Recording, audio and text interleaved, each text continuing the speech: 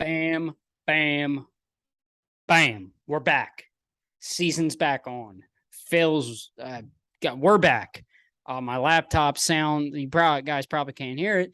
Laptop ain't doing too hot right now, but you know who is? The freaking fighting Phils. Hello, welcome back. I'm Jared, .NET Phillies, blah, blah, blah, blah, blah. You know the spiel. I asked for a split when got a split. Am I saying I'm a prophet? Maybe. Could have swept.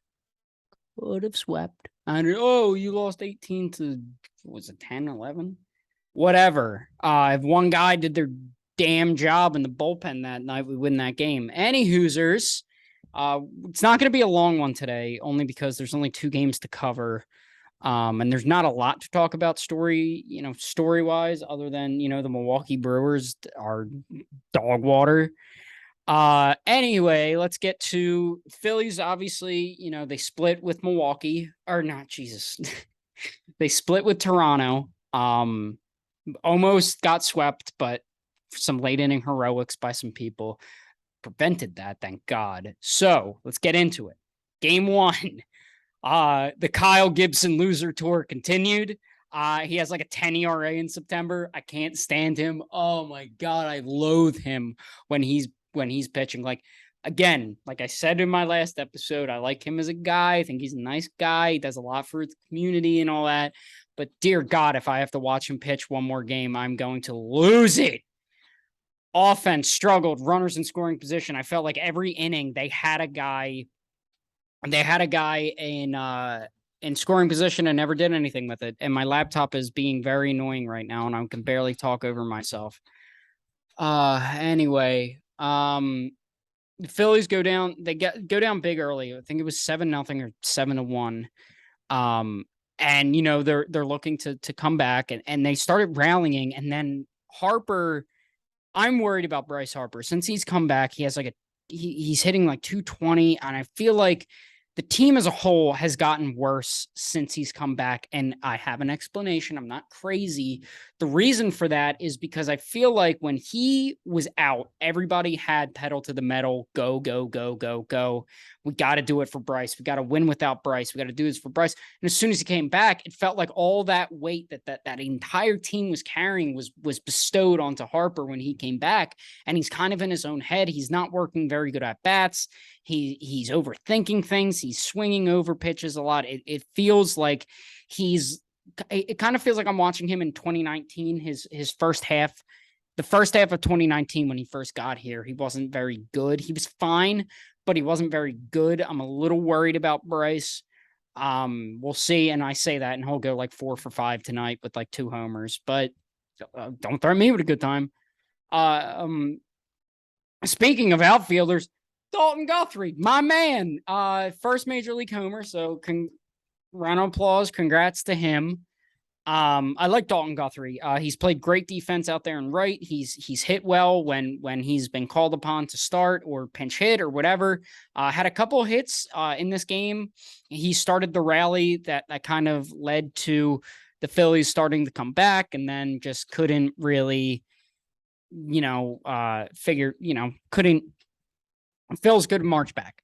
Sam Coonrod really made that game out of reach. I felt like they were teetering a little bit. And Sam Coonrod comes in, gives up 4 runs, and really kind of gets that game and the momentum out of reach. Harper made like a pretty bad base running mistake, excuse me. I forget who hit it up to center field, and he gets picked off at second. It was bad. It was a bad play. Again, he tries to do too much. Bryce Harper's an awful base runner. And, listen, the guy is a top 5 player in baseball. So, he has flaws in his game, and one of the flaws is base running. He plays very aggressive. He tries to do too much on the base path. And I appreciate that. And I like that from my superstar, that he's not just cashing in a paycheck every day, but sometimes you got to be like, calm down, dude. You don't have to do anything. Kyle Schwarber, 40th home run of the year. Wow. He's been exactly what we've wanted and more. Thank God. Imagine a player coming to the Phillies and actually being exactly what we signed them for. I can think of three examples, actually. Schwarber, Harper, and Wheeler are the three guys who we've signed who've actually been exactly what we thought we were getting.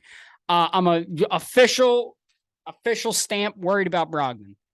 Official stance is I am worried about Connor Brogdon. He's dead arm. He's pulling a lot. He's leaving his changeup up in the zone. He's giving up a lot of hits, a lot of runs. Figure it out, man. We need you down the stretch. There's another guy we'll get to in a second that we need you. Figure it out. Please, for the love of God, figure it out. Because this team, if this team does not make playoffs, especially with the way Milwaukee's playing, I think I would be inconsolable.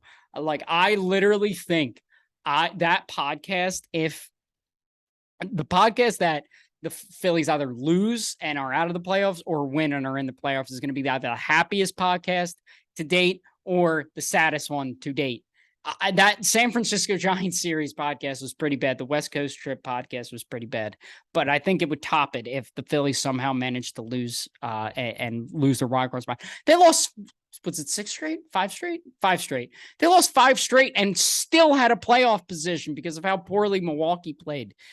Just, it sucks because we could have been so much higher than we are, but we're still in a playoff spot. We're still good, rolling. And, obviously big series this weekend starting tonight. We'll get to that. Brad Hand sucks. I hate him.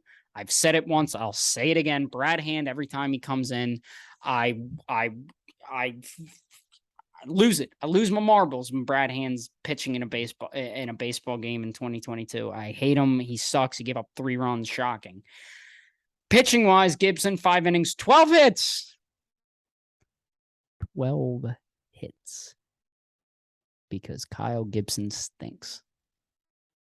7 earned runs, 1 walk, 3 strikeouts. Go to hell, Kyle Gibson. Zach Eflin, 1 hit, 1 inning, 1 hit, no earned runs, no walks, 2 strikeouts. He did give up a run, but it was because of the error. Zach Eflin, he's looked sharp out of the bullpen. He had some struggles, but was able to work out of them. Connor Brogdon, an inning, 2 hits, 2 earned runs, 1 walk, 1 strikeout. Coonrod, 3 hits, 4 earned runs, 1 walk, 1 strikeout. Brad Hand, you suck, burn in hell. Third of an inning, 3 hits, 3 earned runs, no walks, and strikeouts. And my man, only pitcher to pitch a clean inning was Garrett frickin' Stubbs. 2/3 of an inning, no hits, no earned runs, no walks, and a strikeout. Zipped an 84-mile-an-hour fastball at the bottom of the zone. Guy is elite. Speaking of great catchers, JT went 5 for 5 tonight. No big deal. Guy is absolutely amazing. The Phillies went to Toronto, way back when it was like the whole vaccine thing. And ever since then, he has just been a different man. He took that personally, and it's just been great. This game, I would like it on the record that I've never said a bad thing about this team before. This game had me up and down and up and down. First of all, obviously they won game 2 in heroics by Carshield, Matt Vierling. Phillies again struggled with runners in scoring position. That's a common theme. I feel like every episode we're talking about how the Phillies struggled to get the big hit and struggled with runners in scoring position, but alas, a win's a win. Zach Wheeler came back tonight and he looked like himself again. He looked like the Zach Wheeler that we saw last season and looked like the guy that's going to go out every 5th day, give you 7 innings, 1 run or less. He looked like that guy. He was up to 99 in the first inning, and obviously his velocity ticked down, but he wasn't like he was going from 99 to 94. He was going to 99 to 97. So his velocity was there, which was good. He looked like himself. It's good. He's back. Only went 4 innings, but obviously he was on a pitch count. He had 56 pitches. He looked really good through 4 innings. It honestly felt like, and this is kind of going back to the runners in scoring position, it felt like the Phillies had a runner on every single inning and then did nothing. And then as I mentioned before, Harper's hitting 220 since returning from the IL. He had a bad at-bat. It was bases loaded, 2 outs, and I really thought that was going to be the at-bat that brought him back to Bryce Harper, to MV3 Bryce Harper. He's back. This is the guy that's going to carry us to the playoffs. And he swings at the first pitch and hits a dinker back to Gaussman.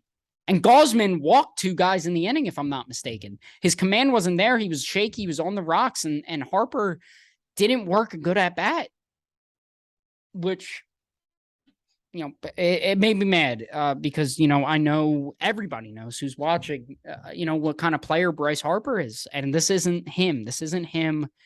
It sucks.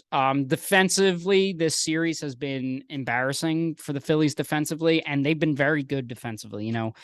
Stott has been great. He had a bad series defensively. He got the yips a little bit. Hopefully, it's just that. It's just a little bump in the road, and he'll be fine. Defensively, they've been great. Hoskins, Segura, great. Stott, great. Bohm, future Gold Glover, Alec Bohm. Die on that hill. I will die on that hill. But yeah, bad defensive series for the Phils. And Dominguez, again, is in his own head after that blow up in Atlanta. This was his first appearance since, and you could just tell he was uncomfortable, wasn't trusting his stuff, was trying to do too much. And, he gave up, there was a defensive error, like I mentioned, with Stott. He tried to turn a double play, was bad, and then it led to Vladimir Guerrero Jr. hitting a 3-run home run. It's one of those things where the Phillies staff and JT and Stubbs need to sit down with Dominguez and go, look, dude, trust your stuff. And I know it's obviously easier said than done, but he needs to trust his stuff because Sir Anthony Dominguez is one of the filthiest pitchers I've ever seen in my entire life. Like, his stuff moves and it's dirty and it's nasty. And I feel like he's trying to overthrow and he's pulling a lot of pitches and trying to nip at guys when he really he used to be on attack. So I think he needs to settle down, calm down. Hopefully he gets back to form. And it sucks because I feel like they're going to use him in not huge situations. And he's the guy that you want in these big situations. He's the guy you want to come up, with 3, 4, 5 in the playoffs and get a 1, 2, 3 inning. So I wouldn't be surprised if, God forbid, if one of these games is a blowout, that we see Dominguez just trying to get back on track, trying to trust himself again. So the Phillies go down 3-0 in the 8th, and I was fuming. I said to myself, they really had us. They had us for a while. They had us thinking that they were gonna go against everybody, what everybody's saying, and do well and do this and blah blah blah blah blah. And of course, just when they had you out, they pull you back in. JT leads off the inning with a homer. What can I say? JT has been the best player on the team in the second half, and it's not even close, in my opinion. Then Dalton Guthrie, the aforementioned Dalton Guthrie, had an RBI single, nearly got picked off at first, but besides, and then Kyle Schwarber, RBI single, ties the game up at 3. The Fightins. Andrew Bellotti comes into David Robertson pitched a clean 9th. Well, not a clean. He walked the guy, but was negated by a double play. Great play by Stott. And then Bellotti struggled a lot. Bellotti struggled in the 10th. His slider just wasn't biting as much as it has been, and for some reason they kept going back to it. I guess they were trying to get it to bite mid-inning, but it just wasn't working. He loaded the bases on a couple walks. Obviously you have the runner at second rule now and a couple walks, so it was bases loaded, 1 out. And I forget who it was. It might have been Teoscar Hernandez. I think it was Teoscar Hernandez hit a bullet to Segura and caught it. Tag second, double play. So great times.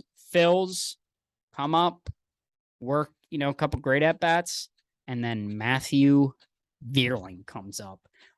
Little dinky tapper up the middle, wins the game. Carshield, your lead is not protected with Carshield. He knows a thing or two about game-winning hits. Matthew Vierling. Season is back on, official statement. Pitching, Wheeler, 4 innings, 2 hits, no earned runs, no walks, 3 strikeouts. Syndergaard looked pretty good. 2 innings, 3 hits, no earned runs, no walks, 2 strikeouts. Alvarado, 1 walk, 2 strikeouts in an inning. Dominguez, 2 hits, 2 earned runs, 2 walks, just not himself. unsung hero of this game was Nick Nelson, because Nick Nelson came in a 3-0 game, had 2 runners on, and was able to get the last 2 outs of that 8th inning. Walked a guy and struck out a guy in 2/3 of an inning. So unsung hero, Nick Nelson. Sorry, I just got done work, and that's why this episode is coming out now. Robertson went an inning, 1 walk, got the double play, and Bilotti walked a couple, but was able to get out of it. So season back on, official stamp. Season's back on. And now to Atlanta. Well, Atlanta's coming to us, but obviously redemption. You want to redeem yourself from the embarrassment that you went through last week. So pitching Max up tonight. We got Ranger Suarez, Max Fried, Aaron Nola, Jake Odorizzi, Bailey Falter, Kyle Wright, and Kyle Gibson versus Charlie Morton. Give me a split.